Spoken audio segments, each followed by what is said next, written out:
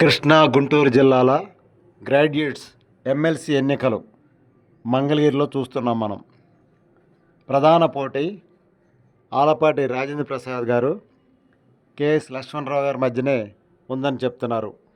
పోటీలో 23 మంది అభ్యర్థులు పోటీ చేస్తున్నప్పటికీ ప్రధాన పోటీ పీడీఎఫ్, టీడీపీ, ఎన్డీఏ కూటమి అభ్యర్థుల మధ్యనే ప్రధానంగా ఉందని చెప్తున్నారు. ఏదైనా సరే ఉపాధ్యాయ సంఘాల్లో, ప్రభుత్వ ఉద్యోగుల్లో కొంత వ్యతిరేకత వస్తుందని చెప్తున్నారు. ఆ వ్యతిరేకత ఏ విధంగా మారుతుందనని చాలామంది ఆసక్తిగా ఎదురు చూస్తున్నారు. ప్రభుత్వ వ్యతిరేక ఓటుని అనుకూలంగా మలుచుకోవాలని పీడీఎఫ్ అభ్యర్థి, అదేవిధంగా అధికార పార్టీ విధానాలని అనుకూలంగా మలుచుకోవాలని తెలుగుదేశం ఎన్డీఏ అభ్యర్థి ఆలోచనగా చేస్తున్నారు. ఎమ్మెల్సీ ఎన్నికలు మంగళగిరి, గుంటూరు జిల్లా ఎమ్మెల్సీ ఎన్నికలు మంగళగిరి.